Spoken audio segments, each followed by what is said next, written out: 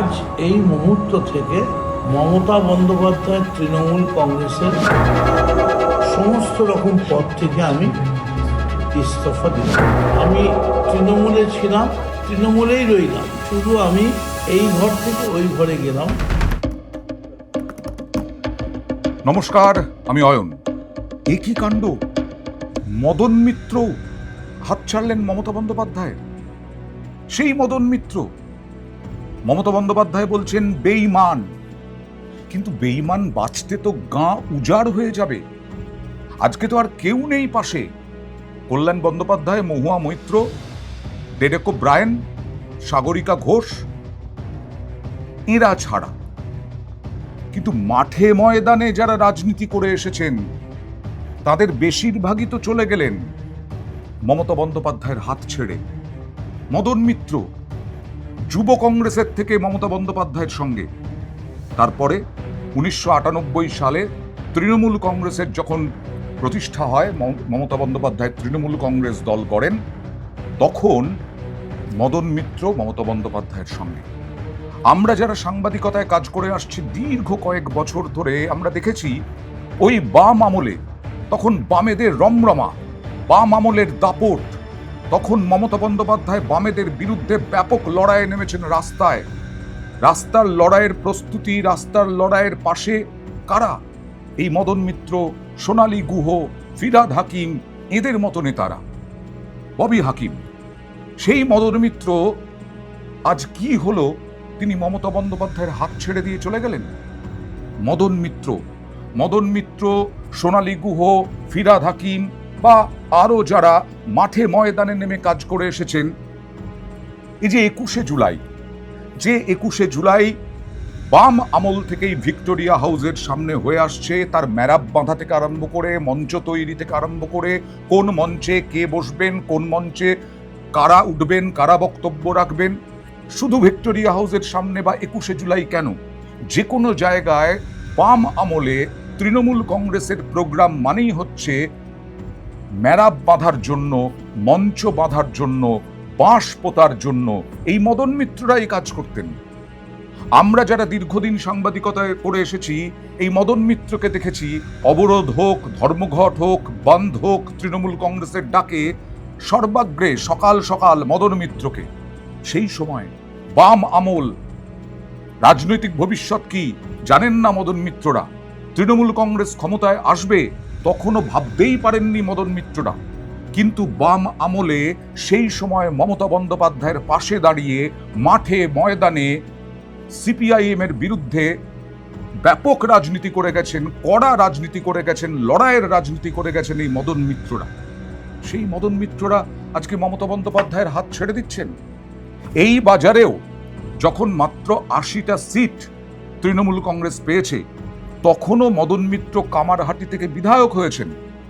এই মদন মিত্র, হ্যাঁ, একটা সময় অবশ্যই মদন মিত্র বেসুরো হয়েছিলেন, দলের বিরুদ্ধেই বেসুরো হয়েছিলেন, কামারহাটির বিধায়ক থাকা অবস্থাতেই বেসুরো হয়েছিলেন, কিন্তু তখনও দল কোনো ব্যবস্থা নেয়নি। কিন্তু আজকে তো বিস্ফোরক। মমতা বন্দ্যোপাধ্যায়কে বলছেন গান্ধারী, মমতা বন্দ্যোপাধ্যায়কে বলছেন ধৃতরাষ্ট্র। যত কম অ্যাক্সেস থাকে ততই ভালো। সব গার্জেনরাই হচ্ছে গান্ধারী অথবা ধৃতরাষ্ট্র।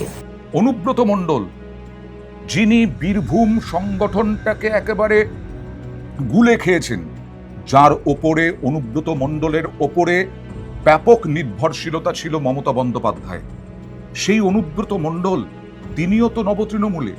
তিনিও আজকে মমতা বন্দ্যোপাধ্যায়কেই অ্যাটাক করলেন।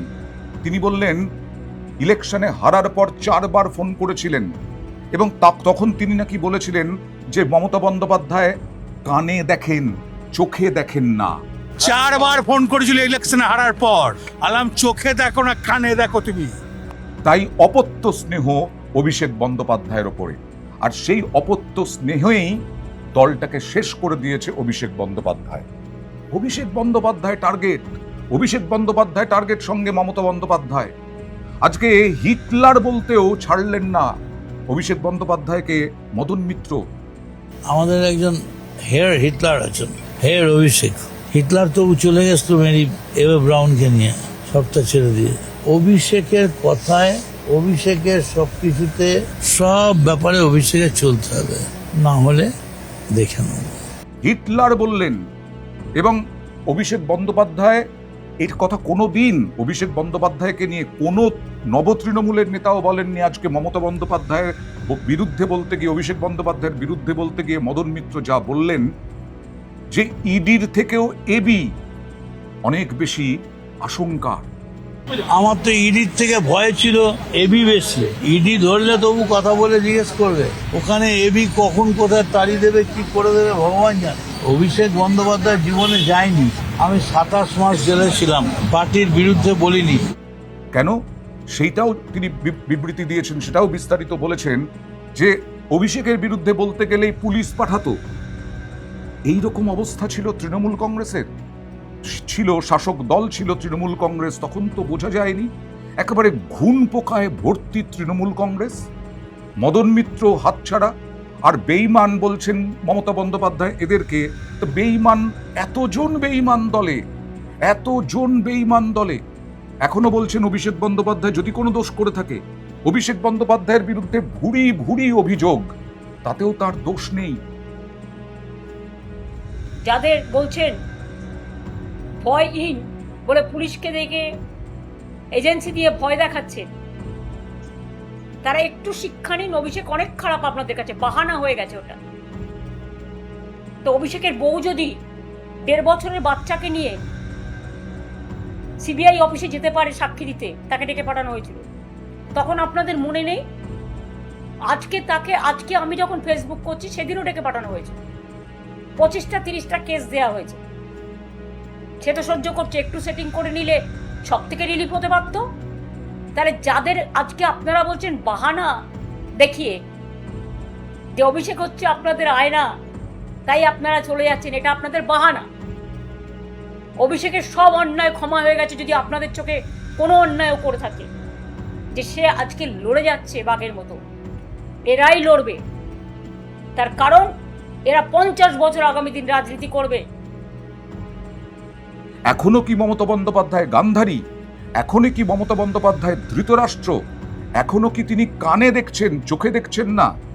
এতজন ছেড়ে দেওয়ার পরে যারা মমতা বন্দ্যোপাধ্যায়ের সঙ্গী ছিলেন, ঘনিষ্ঠ ছিলেন, রাজনৈতিক ঘনিষ্ঠ ছিলেন, সর্বদা সকাল থেকে রাত, রাত থেকে ভোর তার কথা ছাড়া যারা চলতেন না, তারা সবাই বেঈমান, তারা সবাই দোষী। শুধুমাত্র অভিষেক বন্দ্যোপাধ্যায় একেবারে নির্দোষ, তার কোনো দোষ নেই। এখনো তিনি বলছেন যদি কোনো দোষ থাকে, যদিও বিজেপি বলবেই, বিজেপি তো এটাই বলবে যে যারা দুর্নীতিগ্রস্ত তারাই এসে জড়ো হয়েছেন। মমতা বন্দ্যোপাধ্যায়ের তৃণমূলও বলছে যারা দুর্নীতিগ্রস্ত তারাই জড়ো হয়েছেন নিজেদের পিঠ বাঁচাতে। এবার কি হলো? এবার রাজ্যে রাজনৈতিক সমীকরণটা কি হলো? সমীকরণটা হলো এটাই, বিজেপি এখন বসে বসে মজা দেখছে। বিরোধী বলে কেউ নেই, বিরোধী বলে আর কেউ নেই। আজকে ভিক্টোরিয়া হাউস বাম আমল থেকে 21শে জুলাই মানেই মমতা বন্দ্যোপাধ্যায়ের 21শে জুলাই, যা যুব কংগ্রেসের থেকে চুরি করার অভিযোগ বারবার উঠেছে, শুভঙ্কর সরকারও বলেছেন, প্রদেশ কংগ্রেস সভাপতি। 21শে জুলাই মানেই লাখো মানুষের ঢল, তৃণমূল কংগ্রেস কর্মী সমর্থক উত্তরবঙ্গ থেকে দক্ষিণবঙ্গ। আজকে মাত্র টার্গেট দেওয়া হয়েছে 2,500 হাইকোর্টে বড়সড় ধাক্কা। ভিক্টোরিয়া হাউসের সামনে তো করতেই পারবেন না সভা। বিড়লা প্ল্যানেটোরিয়ামের সামনে মমতা তৃণমূলকে অনুমতি দিয়েছে হাইকোর্ট, তাতেও বলা হয়েছে 2,500-এর বেশি জমায়েত করা যাবে না, 12টা থেকে 3:30 পর্যন্ত জমায়েত, মাইক্রোফোন নিয়েও বিধিনিষেধ রয়েছে। এবং নবতৃণমূলও বলছে, মদন মিত্র কটাক্ষ করছেন, যে মদন মিত্রকে 21-এর মঞ্চে একটা বড় সড় ভূমিকায় দেখা যেত, সেই মদন মিত্র আজকে কি বললেন? হাইকোর্ট বাঁচিয়ে দিয়েছে মমতা তৃণমূলকে। বিড়লা প্ল্যানেটোরিয়ামের চারপাশে 2,500 লোক এমনি বাদাম বেচে। কটাক্ষ করে কি বলছেন? বলছেন হাইকোর্ট যদি নির্দেশ না দিত তাহলে 2.5 লক্ষ লোক নিয়ে আসতেন। মানে মমতা বন্দ্যোপাধ্যায়ের পাশে কি আর কেউ নেই? হাইকোর্ট বারণ না করলে 2.5 লাখ নিয়ে আসতো, অভিষেক একাই 2.5 লাখ নিয়ে আসতো। কথায় আছে ধর্মের কল বাতাসে নড়ে। একটা সময়ে পঙ্কজ বন্দ্যোপাধ্যায়, আপনাদের মনে থাকবে যারা দীর্ঘদিন ধরে খবরের সঙ্গে জড়িয়ে আছেন, খবর শোনেন, খবর জানেন।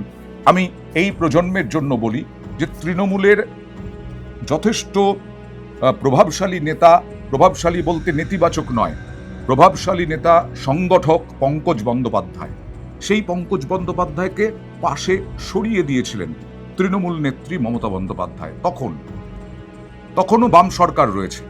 সোনালী গুহ, যে সোনালী গুহর মমতা বন্দ্যোপাধ্যায়ের জন্য প্রাণপাত করেছেন বলা যায়, সেই সোনালী গুহ সরিয়ে দেওয়া হয়েছে। সোনালী গুহকে পুরনো বহু নেতা কর্মী তাদেরকে সরিয়ে দিয়েছেন মমতা বন্দ্যোপাধ্যায়। অভিযোগ এই অভিষেক বন্দ্যোপাধ্যায়ের প্রভাবেই। তাই কি এখন সেটাই ভুগতে হচ্ছে? ধর্মের কল বাতাসে নড়ছে। এখন আর পাশে এমন কাউকে দেখা যাচ্ছে না যারা মেঠো রাজনীতি করেছেন তৃণমূলের, যারা মেঠো রাজনীতি করেছেন মমতা বন্দ্যোপাধ্যায়ের সঙ্গে, যারা নন্দীগ্রামের লড়াইয়ে ছিলেন, যারা সিঙ্গুরের লড়াইয়ে ছিলেন, যারা পালা বদলের সময়ে ছিলেন, এবং যারা 2011, 2016, 2021-এও ছিলেন। এখন বেঈমান বাঁচতে গা উজাড় হয়ে যাচ্ছে।